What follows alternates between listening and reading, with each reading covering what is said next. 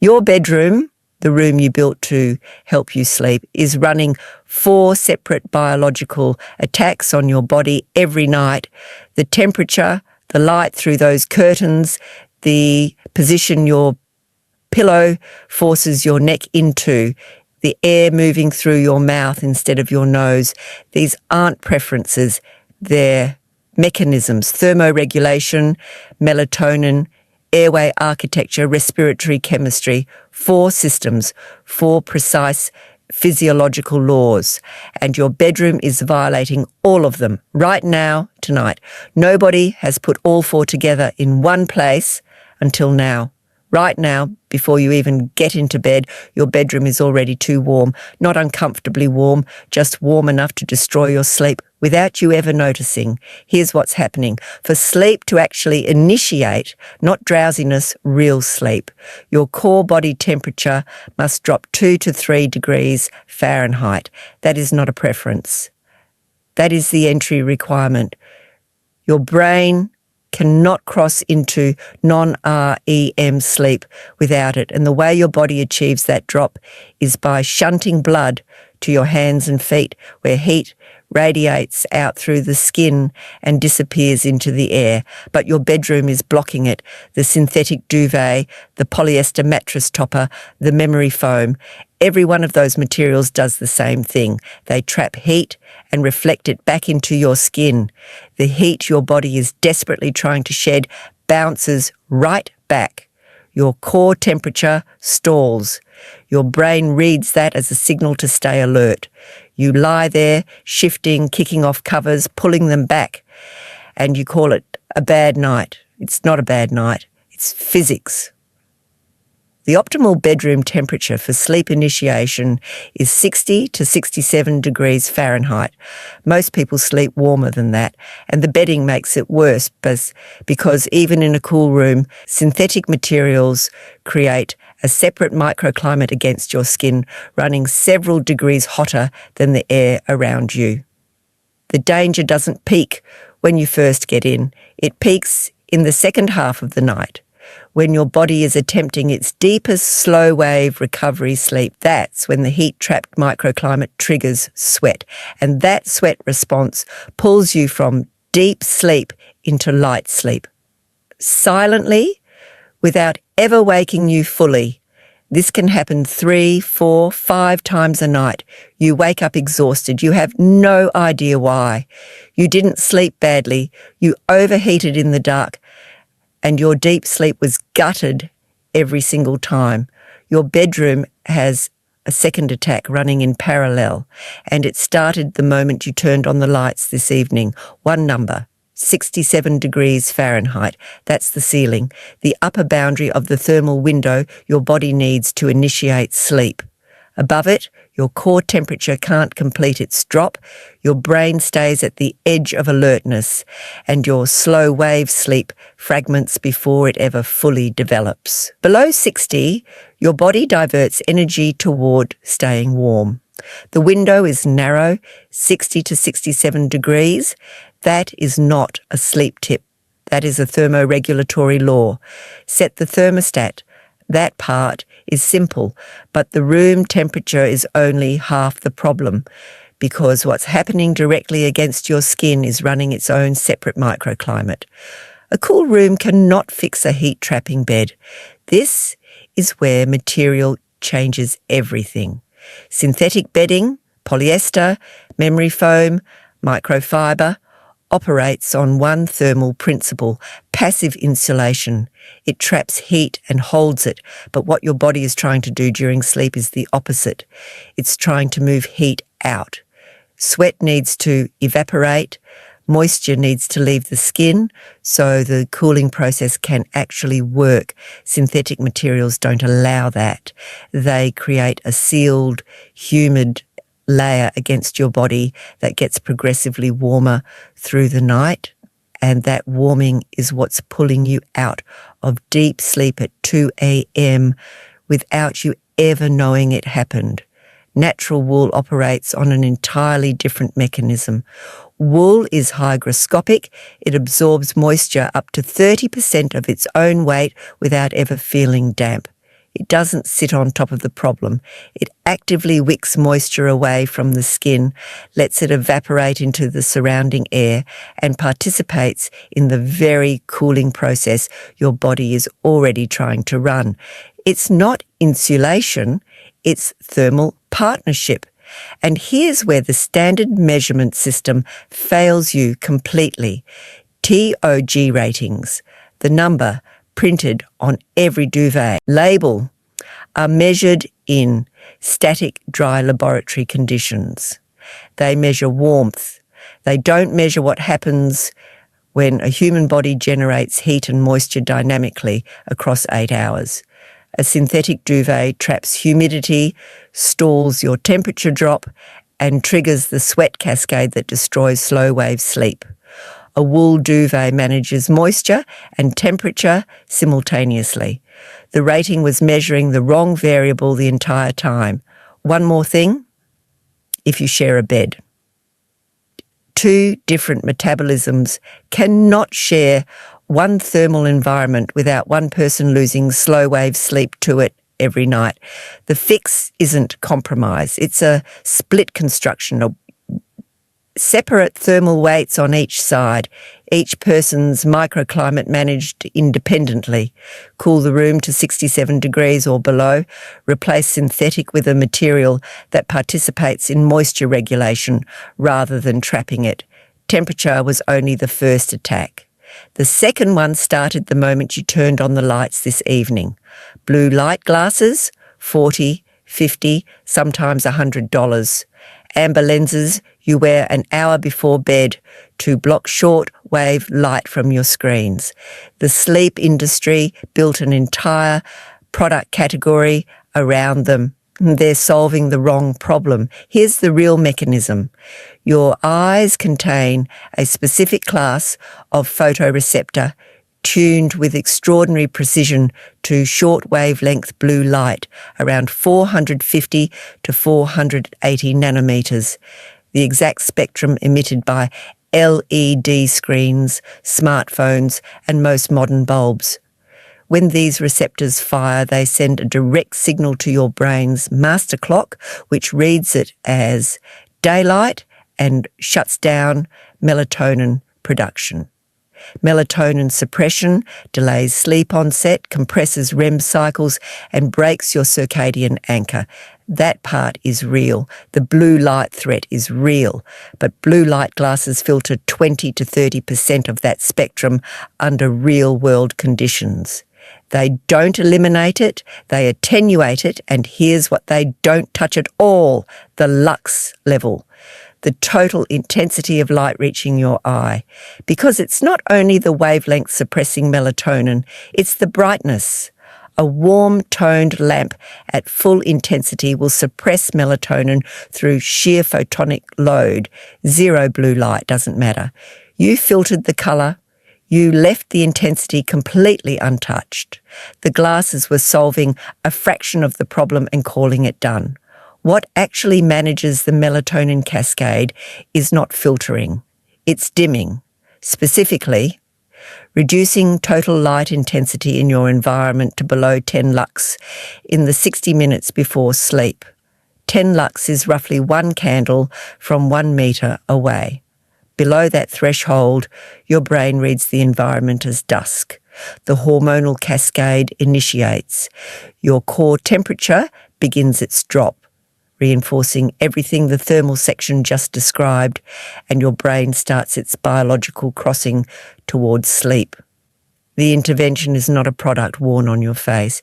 It's blackout curtains sealing out street light and headlights, warm, dim lighting below the lux threshold inside the room, and screens removed from the bedroom entirely, not filtered, removed. 10 lux. Total darkness at the window. That is not a wind-down routine.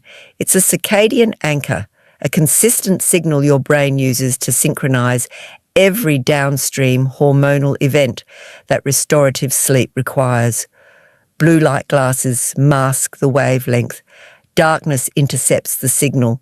The position you're sleeping in right now, you didn't choose it. You think you did. You think you settled into your preferred side, found your angle, and drifted off. But what actually happened is your pillow chose for you, your mattress chose for you, and the position they defaulted your body into has been collapsing your airway, compressing your cervical spine, and fragmenting your sleep architecture every single night, silently, invisibly, without once waking you up enough to notice. This is the third attack, and it's the most mechanically precise one your bedroom runs against you. Here's what's happening structurally. Your airway is not a rigid tube. It's a soft-walled passage held open by active muscle tension. The tongue, the soft palate, the pharyngeal walls. When you're awake, those muscles maintain tone. When you sleep, that tone drops. And when it drops, gravity becomes the deciding factor in whether your airway stays open or begins to narrow. Flat on your back, the tongue and soft palate fall rearward, directly against the back of the throat, or in anyone with any predisposition to upper airway narrowing. This isn't snoring. This is obstructive collapse. Airflow reduces. Blood oxygen drops. Your brain issues an emergency arousal signal. You don't wake up. You surface into light sleep for 4 to 8 seconds, your airway reopens, and you sink back down. This can repeat dozens of times per hour. Your slow wave sleep, the stage responsible for physical repair, immune function, and metabolic restoration, is gutted from below while you remain completely unconscious throughout. And your pillow is either preventing this or guaranteeing it. Depending on one measurement, most people have never taken. The biological job of a pillow is not comfort. Its job is to maintain your cervical spine in neutral alignment while preserving the geometric openness of your upper airway. For a side sleeper, that means the pillow must exactly bridge the distance between your ear and your shoulder, not approximately, exactly. Too thin, the neck tilts down, the airway kinks. Too thick, the neck is pushed up, the airway compresses from the opposite angle. Both positions increase the resistance your breathing muscles fight against all night. Both generate the stiff neck and shoulder tension you've normalised as simply how mornings feel. You haven't been sleeping wrong. You've been sleeping on the wrong geometry. The fix is not a new mattress, it's a positional correction. Side sleeping removes the gravitational collapse vector entirely. The tongue and soft palate no longer fall rearward. A contoured pillow sized precisely to your shoulder width holds the cervical geometry that keeps the airway open across all 8 hours. For anyone already managing sleep apnea with CPAP, pillow geometry becomes even more critical. Mask seal integrity depends entirely on cervical position. A standard pillow destroys that seal the moment you turn. Your pillow is not a comfort object. It's an airway management device. And right now, for most people watching this, it's managing the airway badly. Postural collapse was the third attack. The fourth is happening with every breath you take right now. Inside the air, your bedroom is making you breathe. Your bedroom air is making you sick. Not dramatically, not in a way you'd ever identify as an air quality problem. The carbon dioxide accumulating in a sealed room across 8 hours, the dust mites colonising your synthetic bedding, the allergens triggering the low-grade nasal inflammation you've normalised as simply how you wake up. Every one of these is a respiratory sabotage running silently beneath your awareness. Here's the mechanism. Nasal breathing is not merely the preferred mode of nighttime respiration. It's the biological default your entire sleep physiology is organised around. The nasal passages do 4 things the mouth cannot. They warm incoming air to body temperature before it reaches the lungs. They humidify it so delicate lung tissue isn't dehydrated by dry airflow. They filter allergens, dust and pathogens before they reach your lower respiratory tract. And critically, the nasal sinuses produce nitric oxide, a potent vasodilator that widens the blood vessels receiving that air and improves oxygen uptake with every single breath. Mouth breathing delivers none of those four functions. Cold air, dry air, unfiltered air, straight to the throat, stress hormones elevated, oral tissue dehydrated, oxygen transfer degraded, every breath all night, but here's what your bedroom is doing to force that switch. Carbon dioxide accumulates in a sealed room across 8 hours of breathing. Your brain detects the rising concentration and issues a suffocation signal, not a dramatic alarm, a low-grade neurological alert that pulls you repeatedly into lighter sleep without ever producing full wakefulness. Simultaneously, the dust mites thriving in your synthetic bedding, organisms that require exactly the warmth and trapped moisture that synthetic materials create, shed proteins that trigger nasal inflammation, congestion. And the moment nasal resistance increases past the threshold of comfortable breathing, your body defaults to the mouth. You wake up congested, dry-mouthed, and wrecked. You assume you slept badly. What actually happened is your bedroom's air quality forced a respiratory mode switch that degraded every single breath of the night. The fixes compound everything from every earlier section. Open the window. Even a few centimetres of ventilation prevents CO2 accumulation and keeps oxygen levels above the brain's alert threshold. Switch to wool bedding, not as a comfort upgrade, but as a respiratory intervention. Wool's dry, breathable microenvironment is biologically inhospitable to dust mites.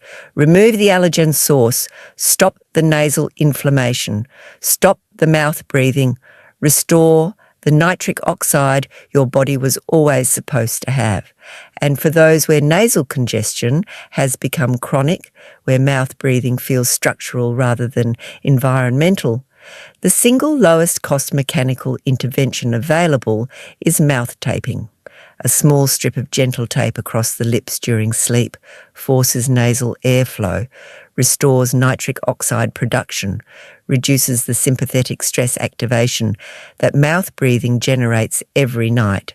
Nasal breathing doesn't just protect your sleep, it completes the system, the cooling, the alignment, the airway, the breath. Every mechanism depends on the one beside it. Tape your mouth shut before you go to sleep tonight, not metaphorically. A small strip of gentle surgical tape placed horizontally across your lips, sealing them closed for the entire night.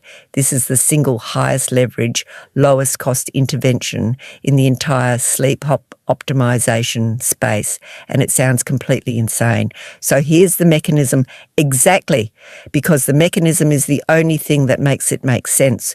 When your lips are sealed, your body has one available respiratory pathway, the nasal passage. It has no choice but to route every breath through the system that warms it, humidifies it, filters it, and floods it with nitric oxide before it reaches your lungs.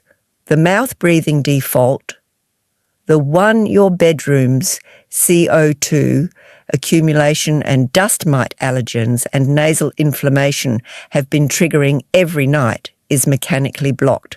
Not managed, not encouraged away, blocked. Here's what changes within the first night. Nitric oxide production resumes. The vasodilator that improves oxygen uptake and that mouth breathing eliminates entirely. The low-grade cortisol elevation, that cold, dry, unfiltered mouth air generates all night, the one compressing your REM cycles from beneath, begins to resolve. The dry, thick feeling in your mouth every morning, the sensation you've normalized as simply how mornings feel, gone. Because the moisture your mouth was losing across 8 hours of open airway breathing is no longer being lost. And the airway geometry from the postural section, the cervical alignment, the soft palate tension, the pharyngeal muscle tone, that side sleeping and correct pillow height are now maintaining, is supported by a respiratory mode that reinforces rather than undermines it. Nasal breathing produces a slower, more controlled inhalation than mouth breathing. Slower inhalation means less turbulence in the upper airway. Less turbulence means less vibrational collapse of the soft palate. Less collapse means less snoring. Less snoring means less arousal. And the slow wave sleep, that temperature and darkness and positional correction have now made structurally available, can actually be reached and held. The gap between how strange this sounds and how complete the mechanism is, that gap is the entire point. You've spent money on mattresses, on pillows, on white noise machines, on blackout curtains, on blue light glasses, and the intervention that completes the entire system costs less than £1 for a roll of surgical tape and takes 4 seconds to apply. This is not a biohack. It's a mechanical correction of a respiratory default that your bedroom created and that your biology will resolve the moment you close the pathway that was never supposed to be open. Not one intervention in this sequence is arbitrary. Every single one is timed and positioned by the physics of what your body was already trying to do and what your bedroom was silently preventing. The temperature correction is not a sleep habit. It's the removal of a thermal barrier that was trapping the heat your core needed to shed to cross the threshold into sleep. Your body was running the cooling mechanism correctly every single night. Your synthetic bedding was reflecting the heat back. The darkness is not a wind-down routine. It's a circadian anchor, a precise lux signal below 10 that tells your brain the day has ended, releases the melatonin cascade your pineal gland was always prepared to produce, and initiates the hormonal sequence every downstream stage of sleep depends on. The blue light glasses were filtering a fraction of the signal. The darkness intercepts it entirely. The positional correction is not a comfort preference. It's an airway geometry decision. The difference between a cervical alignment that holds your pharyngeal walls open across 8 hours and a pillow height that kinks the passage your breathing muscles were fighting against all night without you ever knowing the fight was happening. The mouth tape is not a biohack. It's a mechanical restoration of the respiratory mode your sleep physiology was designed around. Nasal airflow, nitric oxide production, parasympathetic breath rhythm closed off every night by the CO2. Accumulation and allergen load and nasal inflammation your bedroom was generating, and now simply physically corrected. 4 mechanisms, 4 attacks, 4 corrections that cost almost nothing individually and compound into something your body has been waiting to complete. Here's what stays with me. None of this was new information. The thermoregulation research has existed for decades. The photobiology of melatonin suppression has been documented for years. The airway mechanics of positional sleep apnea are standard somnology. The respiratory superiority of nasal breathing is not controversial among sleep physicians. Every piece was available. What had never been assembled was the sequence. The recognition that these 4 systems are not independent problems with independent solutions, but a single interlocking architecture, each mechanism protecting and completing the one beside it. Cool the room and the body begins its temperature drop. Anchor the darkness and the hormonal cascade follows. Correct the position and the airway opens. Restore the nasal breath and the system closes. Your bedroom has been running these attacks in coordination. The corrections work the same way. You are not someone who needs better sleep habits. You are someone who now understands the architecture your body was always running and what was blocking it. That is not the same thing. That is not even close to the same thing.